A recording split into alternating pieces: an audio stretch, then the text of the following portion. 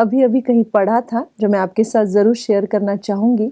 बहुत सुंदर लाइन थी कि emotionally I am done, mentally I am drain, spiritually I feel dead and physically I smile.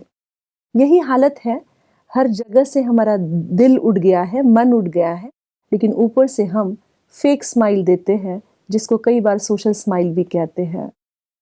क्यों ऐसा होता है कि अंदर जज्बात भरे हुए हैं लेकिन हम बाहर कुछ और दिखा रहे हैं, और इसकी वजह से ही हमारी डिपेंडेंसी कई चीज़ों पे बढ़ती जा रही है। इसकी चर्चा लगातार हम पिछले कई एपिसोड से कर रहे हैं।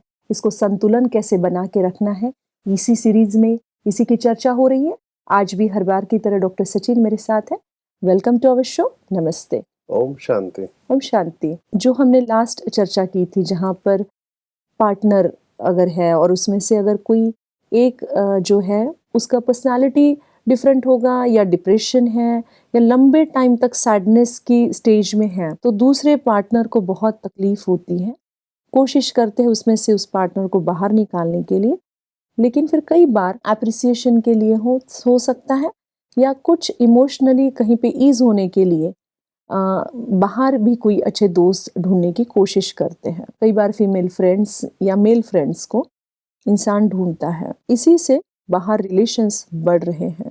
इस पे हमने चर्चा ख़त्म की थी। एक हमारे पास एक ऐसा ही केस आया जहाँ पे आपने जब ये बात की कि इसके कई बहुत सारे एडवर्स इफेक्ट भी है। आपको अच्छा लगता है पर आपको बाउंड्री रखनी पड़ेगी कि कहाँ तक मुझे जाना है, कहाँ तक मुझे रुकना है, क्योंकि उसके बहुत सारे एडवर्स इफेक्ट भी हैं। पर जब इंसान चला जाता है एक बार बाहर, और उसके बाद जब वो ओपन अप हो जाता है वो relation, specially in front of your family, आपकी इमेज तो ठीक है जाती है, लेकिन जो डिस्टर्बेंस क्रिएट होता है, ऐसा ही एक केस मेरे पास है कि जहाँ पर आउट ऑफ मैरिज हस्बैंड चला गया और वाइफ को करीबन एक 1.5 साल के बाद पता चला। 7 मंथ हो गया।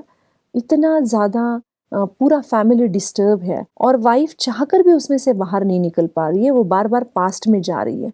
तो इसको कैसे हैंडल करें, क्योंकि बच्चों पर भी इफेक्ट बहुत ज़्यादा आ रहा है इसका। ये केस मेरे पास भी ऐसे आते हैं।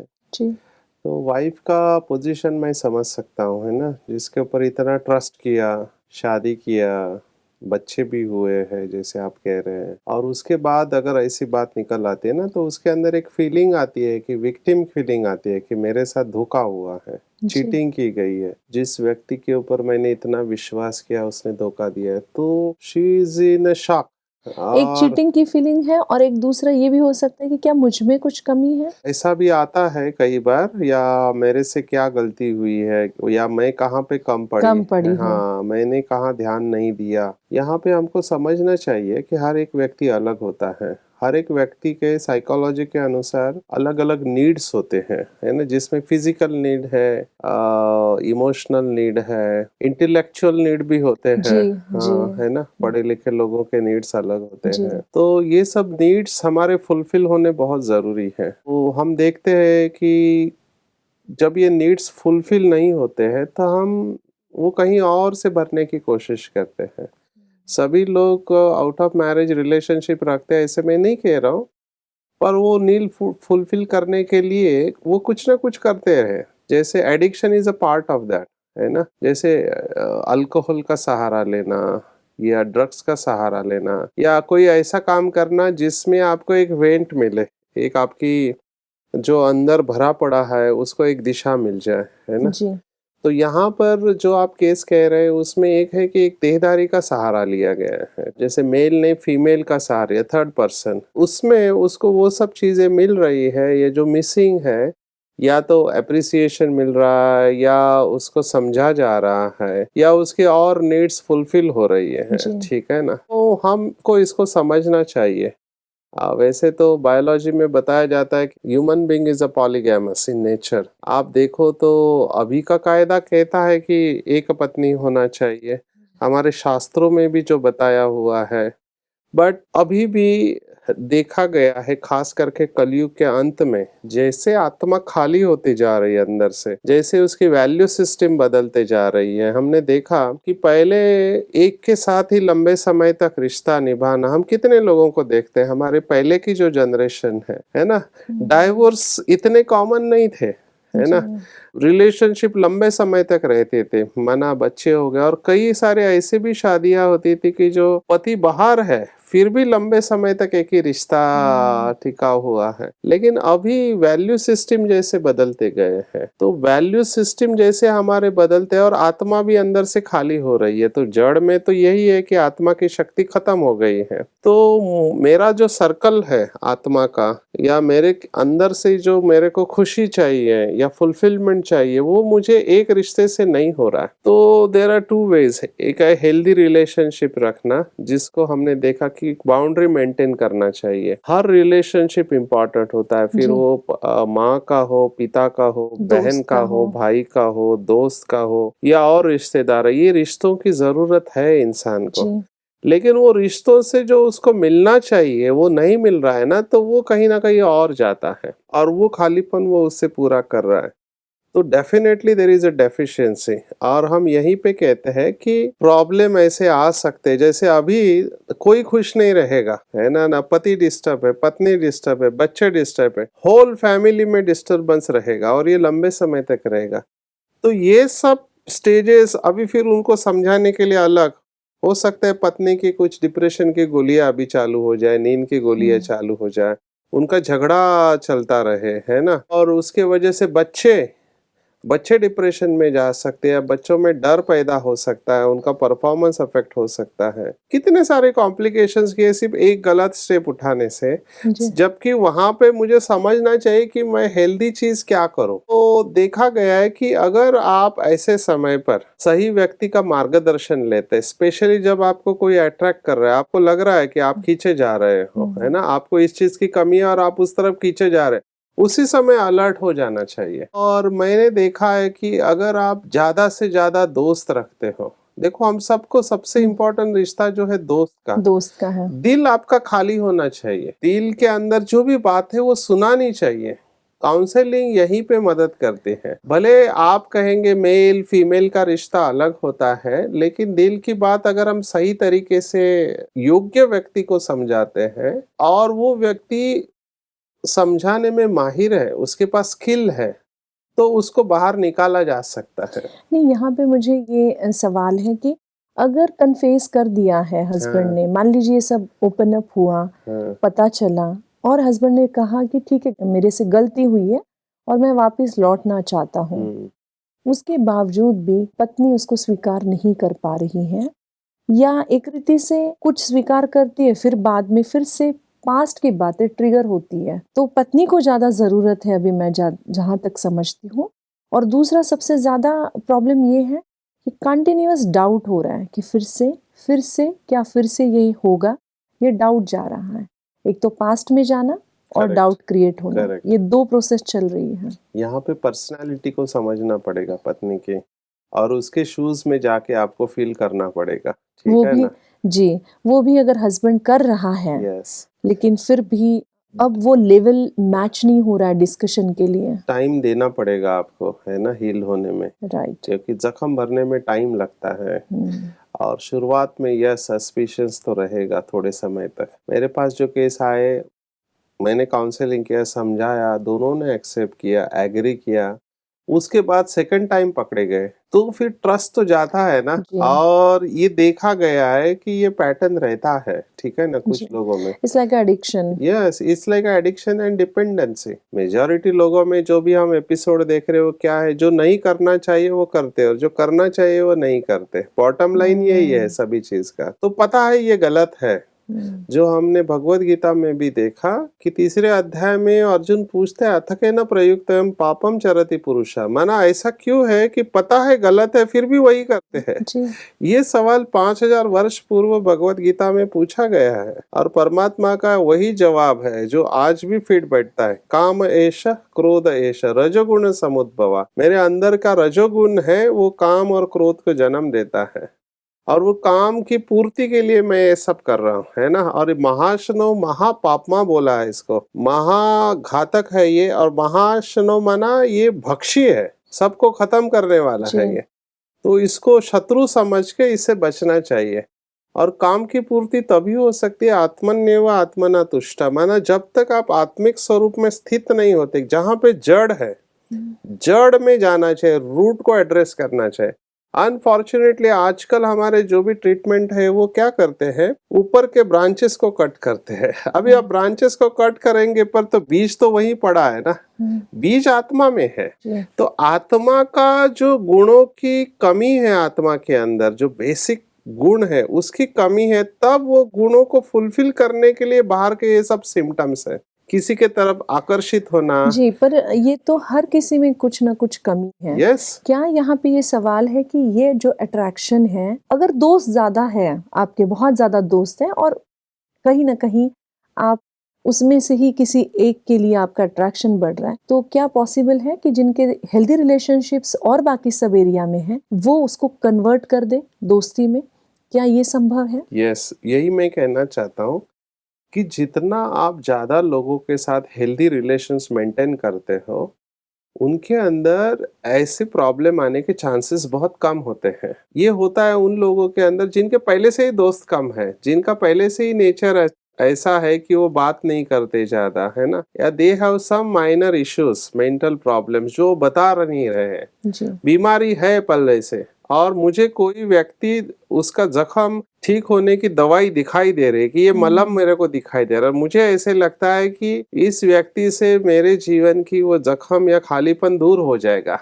Now it's a trap, please understand, ये टेम्पररी है, क्योंकि उसमें भी से भी आप निकल के कहीं और जाने के चांसेस है, ये देखा गया है।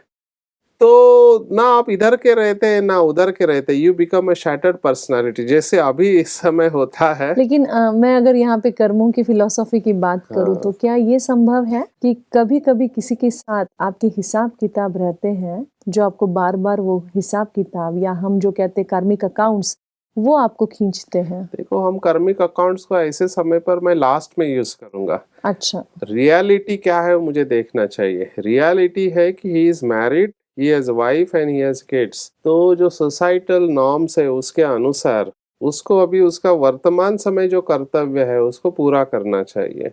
ऐसा हर एक बोलने लगे कि कार्मिक अकाउंट की वजह से मैं जा रहा हूँ, मेरा तो उसके साथ हिसाब किताब है, तो लोग इसका गलत एडवांटेज ले सकते। कार्मिक अकाउंट को हमको बैक ऑफ माइंड में रखना जरूर है, लेकिन यहाँ पर आध्यात्मिकता के अनुसार इवन ईश्वरीय ज्ञान जो हमको परमात्मा ने दिया है वो हमको यही बताते हैं, भले कार्मिक अकाउंट्स है, भले पता चलता है कि इस आत्मा के साथ और इस व्यक्ति के साथ मेरा पिछले जन्म का कुछ है जी, पर मुझे वो बढ़ाना नहीं है अकाउंट्स, मुझे क्लोज डाउन करना है अकाउंट्स। अभी जो कर्म हम कर रहे हैं वर्तमान लॉ के अनुसार, भले वो लौकिक के नियम भी है, कायदे कानून और ईश्वरीय नियम के अनुसार भी वो गलत है, और वो प्रॉब्लम ज्यादा क्रिएट करेगा, और आप नए अकाउंट्स क्रिएट कर रहे हैं, क्योंकि इस जन्म में आपकी रिस्पॉन्सिबिलिटी ये है। तो जब तक आप वहां से पूरी तरह से छूट नहीं जाते कायदे के अनुसार, तब तक आपको नया अकाउंट नहीं क्रिएट करना चाहिए। अभी आप simultaneously you have one responsibility, आपकी शादी हुई है, 2 बच्चे हैं, वो रिस्पॉन्सिबिलिटी ऑलरेडी है, and then you are creating a new account. तो 2 अकाउंट संभालना इट्स वेरी टफ, माना आप नए अकाउंट्स क्रिएट करते जा रहे हैं, और इन तो पूरे प्रोसेस में आप सोचो किसके किसके संकल्प चल रहे हैं, विचार चल रहे हैं, भावनाएं चल रही, केवल विचार नहीं होते, विचार के साथ वो भावनाएं भी होती ना। कारण तो पत्नी के संकल्प चल रहे, बच्चों के संकल्प चल रहे, वो थर्ड पर्सन है उसके भी संकल्प चल रहे, और आपके जो रिश्तेदार है जितने भी हाँ, माना पत्नी के तरफ से पति की तरफ से, वो भी तो देख रहे हैं ना क्या हो रहा है। तो ये सब का बोझा आएगा आपके ऊपर, क्योंकि you became an instrument for creating all this. अब लेकिन मैं इसमें और आगे बात करना चाहूँगी कि हस्बैंड ने कन्फेस कर दिया है, फिर भी पत्नी एक्सेप्ट नहीं कर पा रही है, और बार बार एक शक है आगे का, और पास्ट में बार बार जा रही है। तो जैसे आपने कहा कि टाइम देना पड़ेगा हील होने के लिए, बट अभी पति भी ड्रेन हो चुका है, क्योंकि बार बार उनकी तरफ जो वाइब्रेशंस आ रहे हैं, और कहीं ना कहीं एक गुनहगार जैसे उनको फील हो रहा है, गिल्ट बढ़ गया है, तो ही फील्स कि मेरा कोई काम नहीं है अब इस दुनिया में। तो जो सुसाइडल थॉट आना, या मैं घर छोड़ के चला जाऊं क्योंकि मैंने ही प्रॉब्लम क्रिएट किया है सबके लिए, तो दोनों भी पेन में चले गए हैं अभी। तो ऐसे केस में फिर कैसे करें, क्योंकि बच्चे 2 हैं, छोटे बच्चे हैं, और दोनों पेन में हैं। एक को लगता है मेरी वजह से प्रॉब्लम है, अगर मैं चला जाऊं तो सारे प्रॉब्लम्स खत्म हो जाए, दूसरे को लगता है मुझे टाइम चाहिए क्योंकि आपने मेरा ट्रस्ट ब्रेक किया है, और वो टाइम ही नहीं है, क्योंकि पहले वाले के पास में उतना टॉलरेंस पावर नहीं है। दोनों को मेडिटेशन करना चाहिए मेरे हिसाब से, और दोनों को समझ लेना चाहिए सिचुएशन को। जब हम स्पिरिचुअलिटी को या आध्यात्मिकता को यथार्थ रूप में समझते हैं तो देखो, breakup is the final solution, ठीक है, लेकिन जी। एट दिस स्टेज जब बच्चों को आप दोनों की जरूरत है, जी। तब तक आपको अपने आप को मोल्ड कर लेना चाहिए। और समझाने वाला अगर होशियार है तो वो समझाएगा। स्पिरिचुअलिटी में हम ये मानते हैं कि गलती सबसे होती है। जब तक आप संपूर्ण नहीं बने तब तक गलतियां होते रहेंगी। सिर्फ गलती की परसेंटेज अलग अलग होती है, सीवियरिटी अलग होती है। कोई गलती माइल्ड होती है, मॉडरेट होती है, सीवियर होती है, ठीक है, पर गलती गलती होती है। तो गलती के बाद नॉर्मल ह्यूमन रिएक्शन ये होता है कि पनिशमेंट मिलना चाहिए।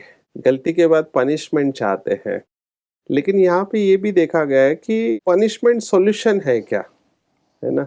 हमको पनिशमेंट के बजाय सॉल्यूशन देखना चाहिए। तो अभी मुझे लगता है कि फोकस ये रखना चाहिए कि जो दो बच्चों को जन्म दिया है दोनों ने मिलके, उनकी ज्यादा जिम्मेवारी है इन लोग के ऊपर। तो वो दो बच्चों के लिए आपको साथ में रहना चाहिए और एक दूसरे को टाइम देना चाहिए। ओके। हाँ, एक दूसरे को समझने की कोशिश करनी चाहिए। हालांकि ये बोलना बहुत इजी है, करना कठिन है, ये मैं समझता हूँ। लेकिन इन द मीन टाइम अगर आप रिलेशनशिप मेंटेन करने का संकल्प लेके चलते हैं, meet regularly the counsellor, a wise counsellor. Yes. दोनों का कॉग्निटिव डिस्टॉर्शन, जैसे बीवी को बताया कि ठीक है उससे हो गया है, सबसे अच्छी बात कि उन्होंने एक्सेप्ट किया। अगर वो एक्सेप्ट नहीं करते जी। तो आप सोचो क्या होता। तो एक्सेप्ट कर रहे हैं, उनको कोशिश करने दो, वो समय लेना चाहेंगे क्योंकि इट इज नॉट इजी।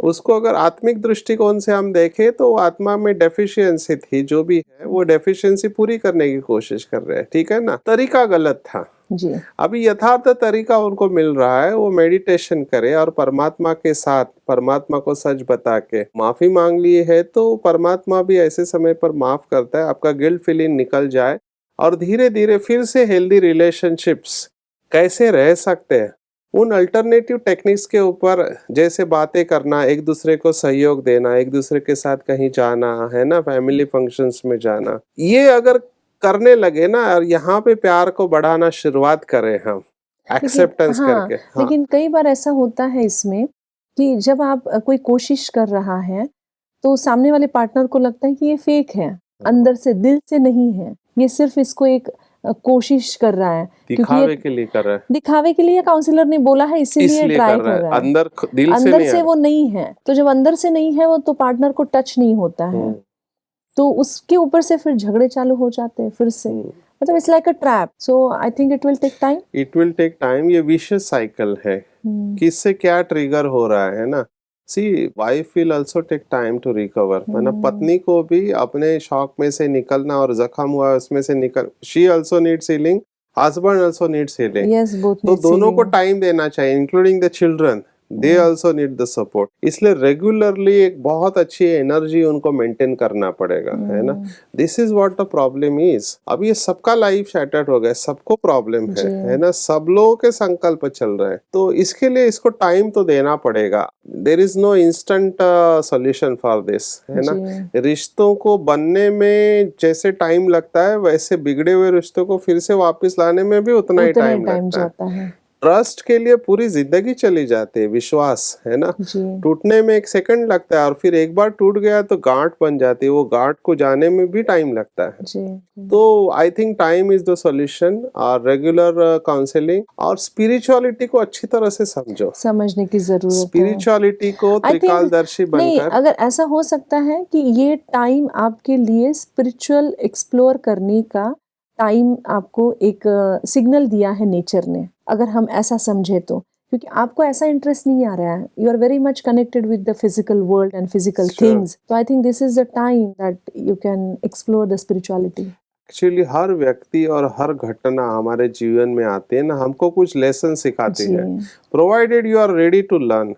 और जब तक आप उसको सीखते नहीं है, जब तक आप उसको चाहते नहीं, तब तक वो पेपर आपके पास बार बार आता रहेगा। बार बार पेपर आ रहा है मतलब अभी तक आपने उसको पास नहीं किया। तो जितने बार अगर कोई पेपर आपके सामने बार बार आला, यहाँ पे इनफाइडेलिटी का पेपर है, ट्रस्ट का है, विश्वास तोड़ा है, तो ये पेपर आ रहा है तो इसका मतलब आपको रिलेशनशिप्स के ऊपर ज़्यादा ध्यान देना चाहिए, है ना। You can not compare everything.